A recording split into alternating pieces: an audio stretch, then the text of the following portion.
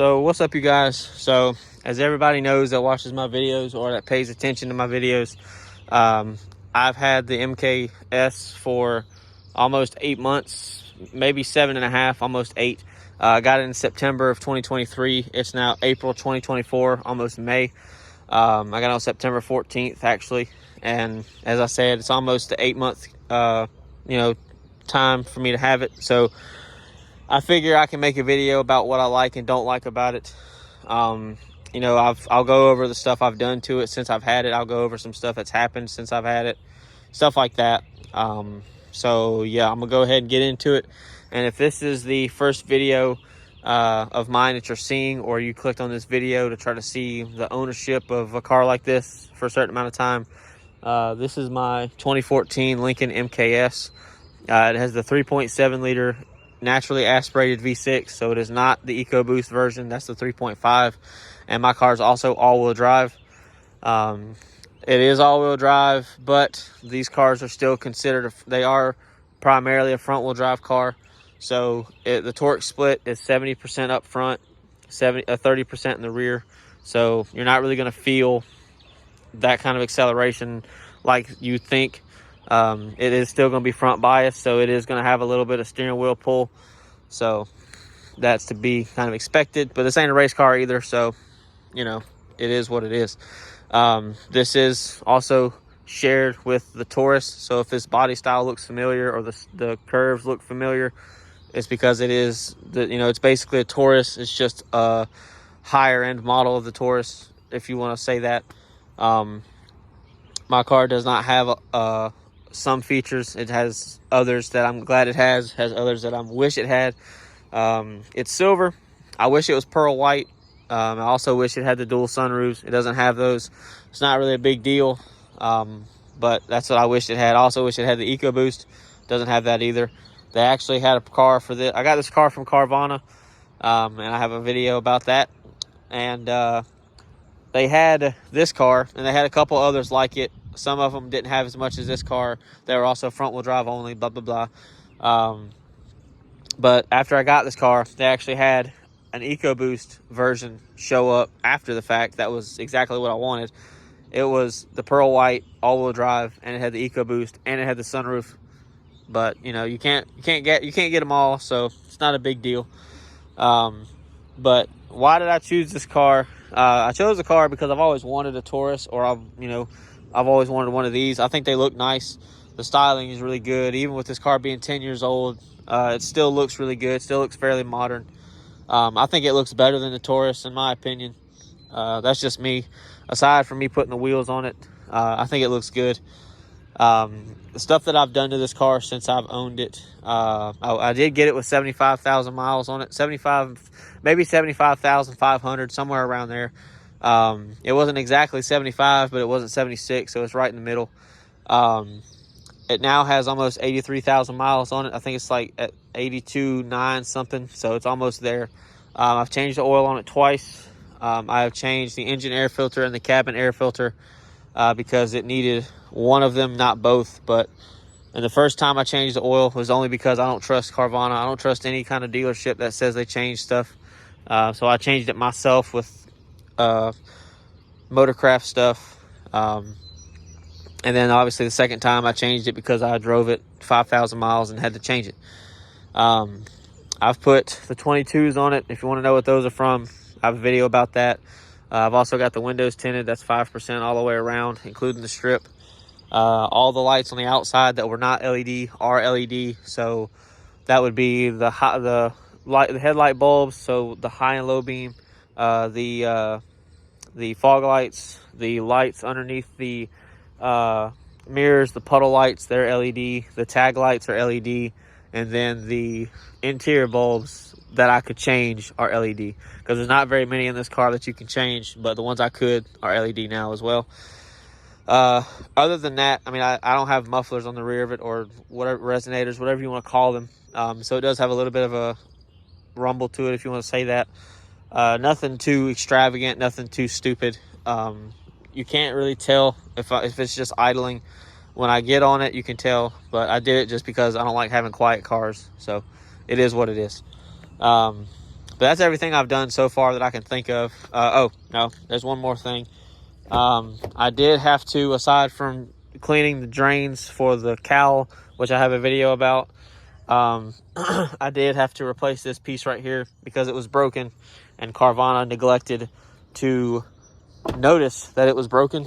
So I fixed it myself because I wasn't going to wait on them to do it. But how has the car been in the past 8 months? Well, haven't really had any issues out of it. Obviously, you know, I don't do anything special with the car. I just drive it from A to B. I drive it to work every day. I work 5 days a week like everybody else. I get about anywhere from 18 to 19 miles per gallon. That's just because I have these wheels on it, and they are 22, so they are bigger than the 19s that were on it. The biggest wheel size you could get on these cars was a 20, so a lot more mass equals less fuel mileage. Not a problem for me. I drive maybe, I think, not even 20 miles, maybe 25 miles one way to work, and it's maybe a 30-minute drive, so not really a big concern for me. But I do use regular 87 unleaded. I'm sure that might be a question, and if it's not, I'm gonna tell you anyway. I just use regular 87. That's what the car doesn't call for premium, so there's no reason to run premium in it, and premium is almost the same price as diesel, so no reason for me to use it if the car don't need it. Have I found some stuff that I don't like about the car? Yes, I have quite a few things. So I bought this car also because I like luxury cars. I like driving in, I wouldn't say style, but I like being comfortable, because this car has, you know, the nice leather seats. They've got all kinds of point of adjustment.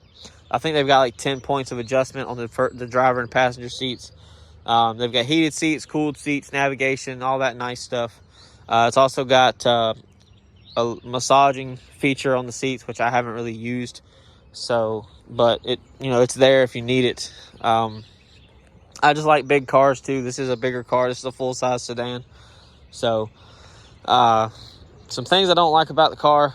I don't like the headlights. I don't like how expensive they are. They have what's called they're adaptive headlights, which means as I turn the steering wheel, the headlights will actually start to move with the steering wheel. I don't know what degree.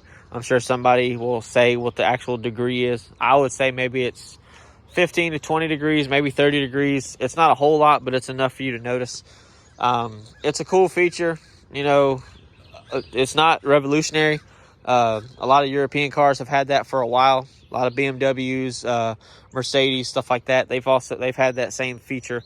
I just think it makes the headlight overpriced, because one of these headlights is $1,600 from Lincoln, and Lincoln is the only place you can get them unless you buy them from a junkyard, from a wrecked car, and there's no guarantee that they're in any better shape than the ones you're probably taking off. So, because mine are in really good shape, they probably could use the lens being cleaned and buffed, because they're a little hazy. They're not horrible, but they are getting a little hazy. But they're in really good shape. Everything works on them. They are also, a majority of the lights on the outside of this car are LED. So this part right here and this part right here are LED. This is the running light and turn signal. This is just a running light, and then obviously the projector housing in the center. I'm also not a fan of the parking sensors on the front of the car. This does have front and rear park assist, but the front sensors are a lot more sensitive than the rear. If anything gets in front of them, doesn't matter what it is. It could be rain, it could be a fucking bug. If anything gets on them, they'll start beeping like crazy. Like if it's raining right now and there's water running down the hood and it gets on the bumper and it hits the sensor, if I'm sitting still, it'll start beeping. And it's not a calm beep that you'll want to hear. No, it's a very obnoxious, loud, annoying beep that's annoying as piss. So I can turn them off, but then they only turn off and on with each key cycle. So if I turn them off now while the key is on and I turn the key off, they'll be right back on again. Same thing with the rear, but the rear is not that sensitive. And like the rear tail lights, or the tail lights, I don't know why I said rear, but the tail lights themselves, they are LED, complete LED. The strip that goes around, which is a running light, is LED. The brake light, which is this right here, is LED. And then I think the reverse and turn signal are in the center, and they're LED as well. So these are a lot less expensive than the headlights, but still nonetheless they are expensive. But that's what everybody's going to now. So it is what it is. But as I said, it's a Lincoln. It's MKS. It's all-wheel drive. So there you go. I think the EcoBoost models would say EcoBoost under it somewhere, but I could be. They'll say EcoBoost all-wheel drive. It'll be a smaller emblem, and it'll be a square like this, but it'll be all one letter, one thing right here. So, what else do I not like? I like the 3.7 liter because I don't have to deal with turbos, because apparently the 3.5s, they eat up turbos like they're water, and it kind of bugs me. I don't know if that's just because people aren't doing their maintenance correctly, or if that's just a prone failure. But I've also noticed it's the same thing on the F-150s also. So I guess I'm glad I don't have that. But I mean, this car will get down the highway. It'll get out of its own way. I can pass people if I need to. I don't have that problem. But I mean, it's not a race car either, so you can't expect that. But it'll do what it needs to do. You know, I haven't really had any issues out of it as far as powertrain is related. So that's, you know, the transmission, engine, stuff like that. I think that the fluid is not as high as it's supposed to be, because it does seem like it slips a little bit, but I could be wrong. It could just be me. It did it even before I got the wheels, so I'm sure somebody will say, oh, it's because you got them big-ass wheels on it. No, it was doing it way before that. So I am going to drain the fluid and replace it when I do the oil change again. So that'll be taken care of. As far as the interior, there's not really a lot in there. The only thing I don't like about the interior is I'm not a fan of all of this shit. So this has what's called capacitive touch, which means that there's no physical buttons except the hazard button.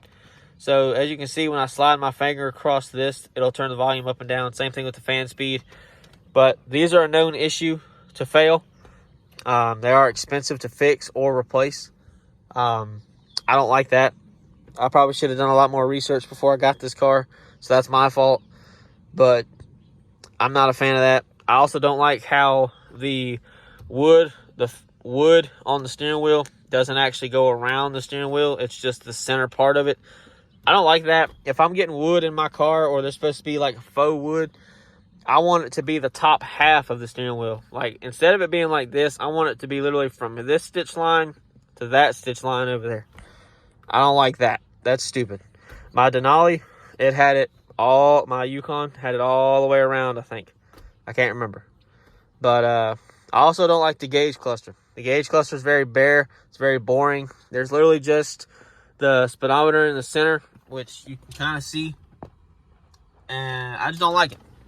It looks just like a police car, because the Police Interceptor Taurus is a Taurus, and it shares the same thing with this. I don't like that. As I said, it's very boring. The MKZ has a lot better dash layout than this does. I can't stand this. I would have kept the MKZ if it didn't have as many issues as it had, because it had a lot more on it than this car did. But as I said, if you watch the video on that car, you'll see why I got rid of it. But anyway, another issue, which can't really say it's the car's fault.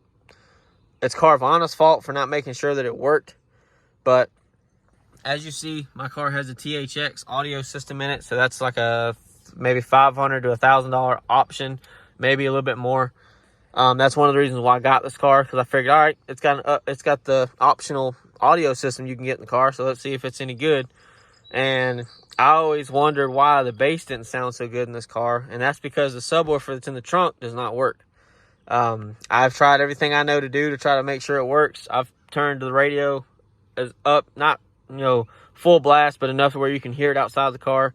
I've turned the bass all the way up. I've also pushed the audio all the way to the back of the car, and you can go and touch the subwoofer, and it doesn't do shit. It's getting power, because I've tested it with a test light, and it's just not doing anything. So either the subwoofer is blown or bad, or the amplifier is bad. So not something that's on my to-do list at the moment, but something that is kind of aggravating, because Carvana really dropped the ball on my one and only experience I've had with them, which kind of sucks. This video ain't about that, but as I said in my video about that, my parents have gotten cars from them and never had this problem. My mom's truck is from Carvana, and she didn't have any issues with them at all like I have. So I don't know if it's just me or what, but all in all, I mean, it's an okay car. There are some things to look for if you're going to get one of these cars. You need to be careful.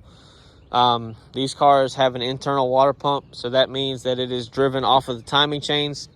So that means if they go out, and they will go out because it's a common problem on these cars, you have to have the timing chains and the guides and the water pump all done at the same time. And that can be very costly just because of all the labor that's involved. It's not like doing the water pump on my mom's truck or like the trucks that I've had or anything like that where you can just do it on the front of the engine.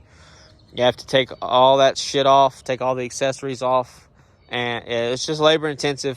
The parts don't cost that much. It's the labor that is really going to make the price skyrocket. I've seen people say that they've paid anywhere from $1,500 to almost $4,000 to get that done, and that's almost half of this car's value, and I'm not paying that much.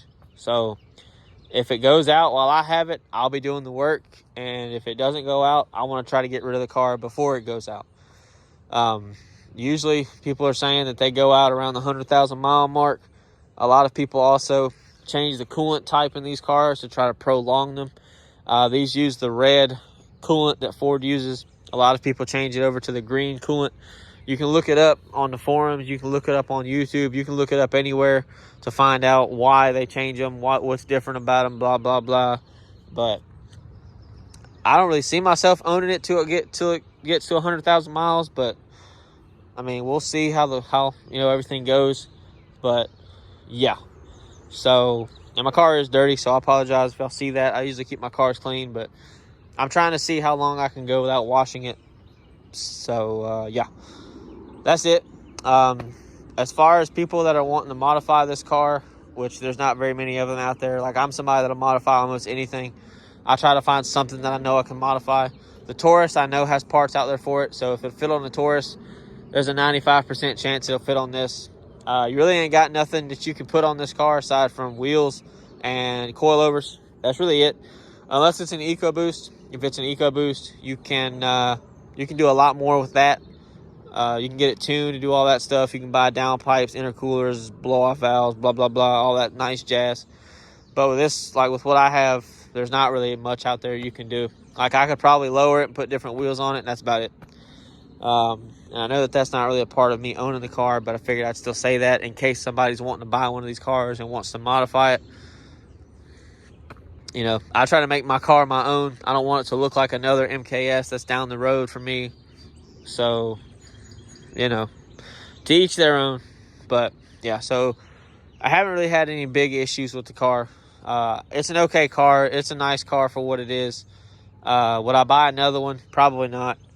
I'd probably buy like the Cadillac that my stepdad has. It's the competitor for this car, actually, because it's got a 3.6 liter V6. It's 3.7.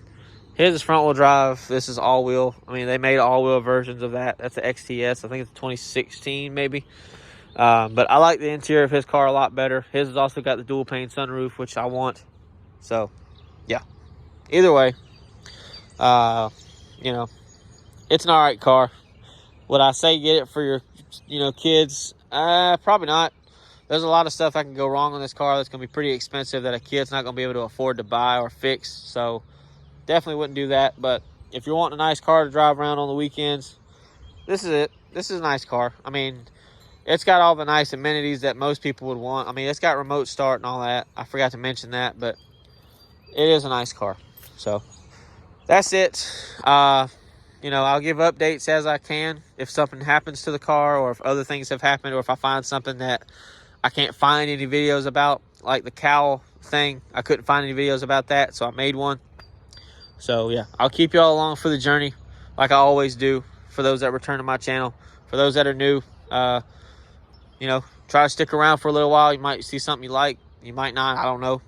So yeah, if you're not subscribed, please subscribe, like, comment, tell your friends, your sister, your dog, whoever you want to tell about my channel. I'm trying to get to 500 subscribers before the end of the year. I don't think it'll happen, but you never know. I could blow up overnight. But anyways, I hope you guys enjoyed, and I'll definitely see y'all later.